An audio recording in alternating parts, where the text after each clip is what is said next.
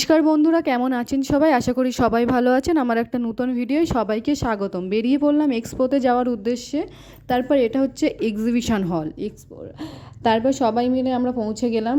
আমরা সবাই এসেছি অটো করে, কিন্তু আমাদের আরেকটা ম্যাডাম আসেনি, সে হচ্ছে রূপাদি।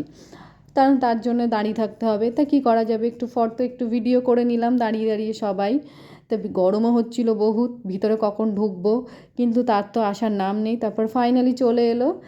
দেন আমরা ভিতরে ঢুকছিলাম, ভিতরে ঢুকে একটু ওখানে সবাই সব দাঁড়িয়ে করছিলাম। আর কি করা যাবে, সব সময় একটু ভিডিও ক্লিপ তো না নিলে হবে না, না?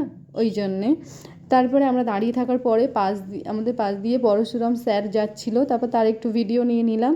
তারপর এলাম জয় স্যারের স্টেজের সামনে, কারণ জয় স্যার এমন একটা মানুষ, কি বলবো, উনি খুবই ভালো মানুষ একটা।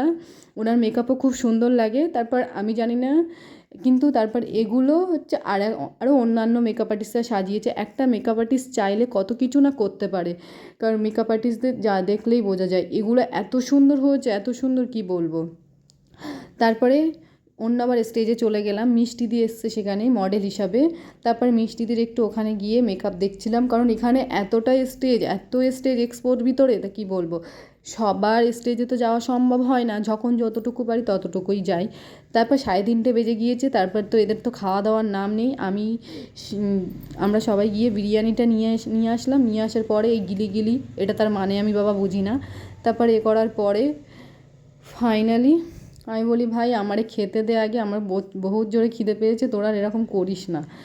তারপর আর কি করা যাবে, সবার সাথে তো তাল তো দিতেই হবে, না হলে হবে না। তারপর খাওয়া দাওয়া কমপ্লিটের পরে পাতে এইটুকুই শুধু বেঁচেছিল, হাড্ডিটুকুই। আমার ভিডিও কেমন লেগেছে অবশ্যই কমেন্টে জানাবেন। আর আমার যদি কোনো কিছু ভুলভাল বলে থাকি তাহলে আমাকে অবশ্যই আপনারা ক্ষমা করে দেবেন। আজকে এইটুকু, দেখা হবে অন্য কোনো ভিডিও। সবাইকে টাটা।